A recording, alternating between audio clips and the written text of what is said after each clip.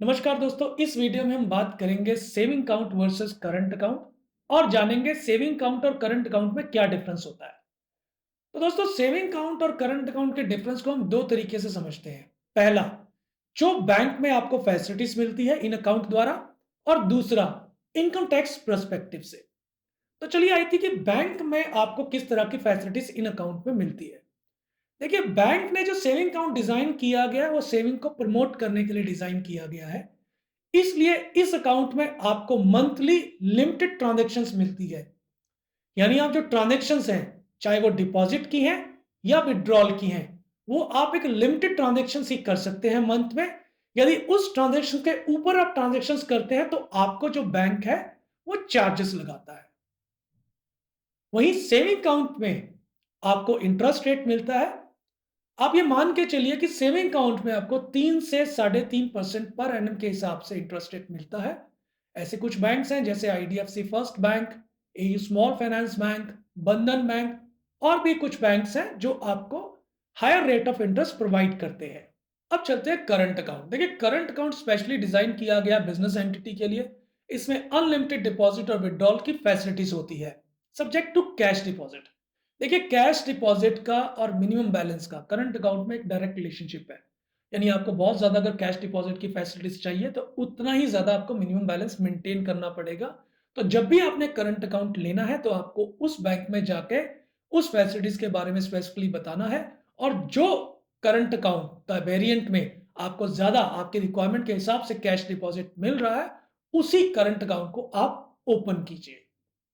अब जो भी बैंक है, चाहे एचडीएफसी बैंक है, आईसीआईसी बैंक है, कोटक महिंद्रा, यस बैंक या state bank of India, PNB, ये क्या करते हैं, ये जो बिजनेस सेगमेंट है उसके हिसाब से अपने करंट अकाउंट को डिजाइन करते हैं। यानी आप मैन्युफैक्चर है तो उसके लिए आपको कौन सा करंट अकाउंट चाहिए। आप छोटे ट्रेडर हैं या आप बहुत बड़े ट्रेडर हैं, या आप शेयर मार्केट में इन्वेस्ट करते हैं, या आप एक्सपोर्ट यानी आपका इंपोर्ट एक्सपोर्ट का बिजनेस है, तो उसके लिए ये जितने भी बड़े बैंक हैं उस हिसाब से अपने करंट अकाउंट को डिजाइन करते हैं और आपको करंट अकाउंट के फीचर्स प्रोवाइड करते हैं। अब यदि बैंकिंग फैसिलिटीज के हिसाब से देखिए तो करंट अकाउंट में जो सेविंग अकाउंट में आपको फैसिलिटीज मिलती है उससे बहुत ज्यादा अच्छी और बेटर फैसिलिटीज मिलती है। और करंट अकाउंट में इसीलिए आपको जो मिनिमम बैलेंस है वो सेविंग अकाउंट से ज्यादा रखना पड़ सकता है। करंट अकाउंट में सिर्फ एक ही नुकसान है कि इसमें आपको इंटरेस्ट नहीं मिलता। जहां आपको सेविंग अकाउंट में इंटरेस्ट मिलता है वही करंट अकाउंट में आपको कोई भी इंटरेस्ट नहीं मिलता। परंतु जो प्रोडक्ट और जो फीचर्स आपको सेविंग अकाउंट में मिल रहे हैं, करंट अकाउंट में उससे ज्यादा आपको फीचर्स मिलते हैं। तो यही बैंकिंग फैसिलिटीज के हिसाब से करंट अकाउंट और सेविंग अकाउंट का डिफरेंस है। देखिए, दोनों का पर्पस ही डिफरेंस है। सेविंग अकाउंट का पर्पस आपका सेविंग है और करंट अकाउंट का पर्पस आपका बिजनेस है, यानी बिजनेस एंटिटी के लिए आपको करंट अकाउंट चाहिए। अब बात करते हैं इन दोनों में difference income tax point of view से। देखिए, जो भी आप बैंक में एंट्रीज कर रहे हैं, इनकम टैक्स डिपार्टमेंट इसको बुक्स ऑफ अकाउंट मानता है। इवन आपका जो चार्टर्ड अकाउंटेंट जब आपकी रिटर्न भरता है तो वो रिटर्न भरने से पहले आपके जो बैंक अकाउंट्स हैं उनकी डिटेल्स को चेक करता है और उसके बाद ही वो आपकी जो रिटर्न्स है वो फाइल करता है। अब इसका क्या मतलब है?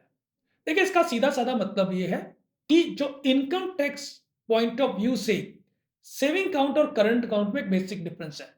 देखिए, सेविंग अकाउंट जिसको बचत खाता कहते हैं, तो इसमें जो भी आपकी ट्रांजैक्शंस होती है वो income tax point of view से डीम्ड इनकम मानी जाती है। यानी इनकम टैक्स डिपार्टमेंट ये मान के चलता है कि ये आपकी इनकम है जिसे आपने सेविंग में क्रेडिट किया है। यदि ये आपकी इनकम नहीं है तो जो डॉक्यूमेंट है यानी ओनर्स ऑफ प्रूफ है वो आपको देना है। यदि कोई भी ट्रांजैक्शंस जो आपकी सेविंग अकाउंट में है, यदि इनकम टैक्स डिपार्टमेंट उसे आपकी इनकम मान रहा है और आपके हिसाब से वो इनकम नहीं है, तो इस चीज का प्रूफ आपके पास होना चाहिए। तो आप इनकम टैक्स डिपार्टमेंट को प्रूफ दे सकते हैं और वो प्रूफ लेने के बाद जो इनकम टैक्स डिपार्टमेंट है उसको आपकी इनकम नहीं मानेगा। वहीं जो करंट अकाउंट है, देखिए, करंट अकाउंट में जो ओनर्स ऑफ प्रूफ है वो इनकम टैक्स डिपार्टमेंट का रहता है। यानी करंट अकाउंट में जो भी क्रेडिट एंट्री होती है वो आपकी रिसीट होती है। यानी आपका पैसा कहीं से आया है। अब वो आपकी सेल रिसीट भी हो सकती है या कोई आपकी अदर रिसीट हो सकती है।